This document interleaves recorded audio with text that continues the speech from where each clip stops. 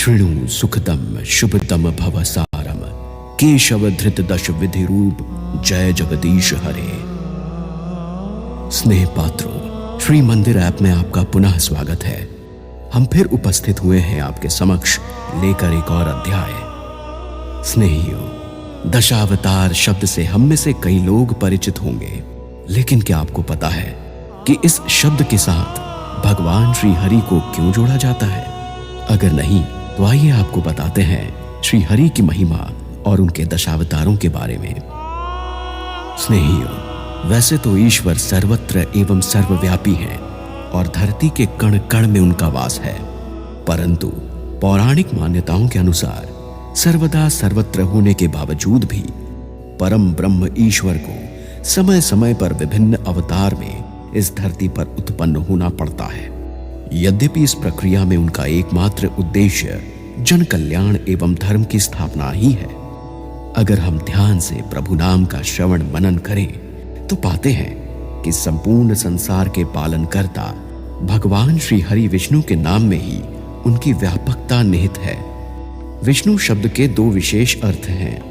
एक, विश्व का अर्थ है अणु, अर्थात समस्त संसार की शुरुआत जिनसे हुई हो, और दूसरा अर्थ है जो विश्व के कण कण में व्याप्त है। श्रीमद् भगवत गीता के 11वें अध्याय में भी उनके विराट स्वरूप के अलावा चतुर्भुज रूप में दर्शन देना यह सिद्ध करता है कि परमेश्वर का चतुर्भुज स्वरूप भी सुगम है।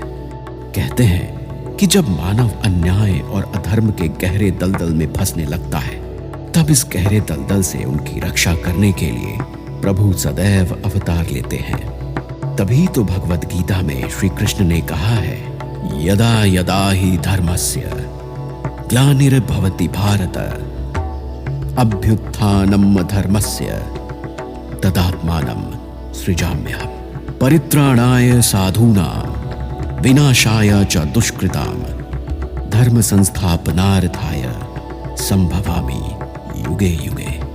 अर्थात इस पृथ्वी पर जब भी धर्म में ग्लानि होगी, तब श्री हरि स्वयं में एक बार फिर इस विश्व के उत्थान एवं सृजन के लिए प्रस्तुत होकर धर्म की पुनः स्थापना अवश्य करेंगे।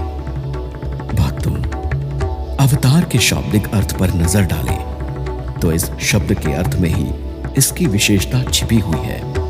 इस शब्द का अर्थ है ईश्वर का किसी अन्य रूप में पृथ्वी पर अवतीर्ण होना, कभी त्रेता में राम बनकर, तो कभी द्वापर में श्याम बनकर, कभी मछली के रूप में, तो कभी वराह या कछुए के रूप में। जगत पालन श्री विष्णु ने हर युग में पृथ्वी पर धर्म और शांति की स्थापना हेतु विभिन्न अवतार लिए, जिन्हें संयुक्त रूप से दशावतार कहा गया है।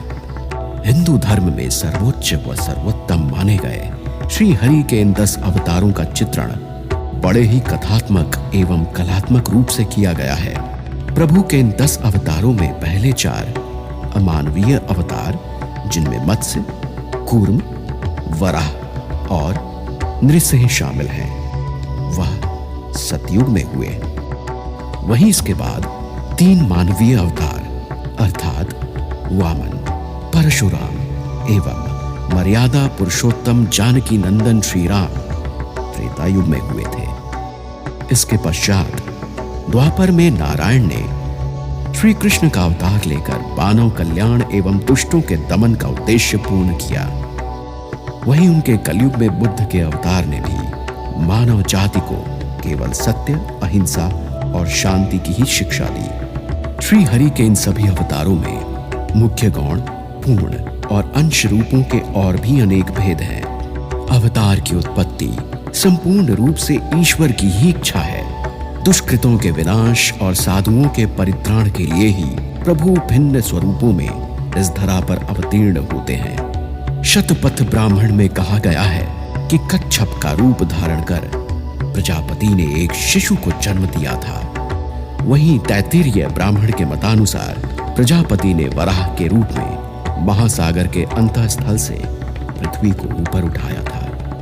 उद्देश्यों का स्वरूप अलग अलग भले ही क्यों ना हो, किंतु कच्छप एवं वराह दोनों ही रूप विष्णु के ही हैं। विशेष रूप से मत्स्य, कच्छप, वराह एवं नृसिंह, ये 4 अवतार भगवान विष्णु के प्रारंभिक रूप के प्रतीक हैं। इसके अलावा 5वें अवतार वामन रूप में श्री विष्णु ने विश्व को 3 पगों में ही नाप लिया था। इसकी प्रशंसा ऋग्वेद एवं ब्राह्मणों में भी है, यद्यपि वामन नाम नहीं लिया गया है। भगवान विष्णु के आश्चर्य से भरे हुए कार्य स्वाभाविक रूप में नहीं, किंतु अवतारों के रूप में ही हुए हैं। ये रूप धार्मिक विश्वास में महान विष्णु से पृथक नहीं समझे गए। आगे के आने वाले अध्यायों में हम आपका विस्तृत परिचय परम ब्रह्म परातत्व के इन्हीं दशावतारों से कराएंगे। आप बने रहिए श्री मंदिर ऐप के साथ। हरे कृष्ण।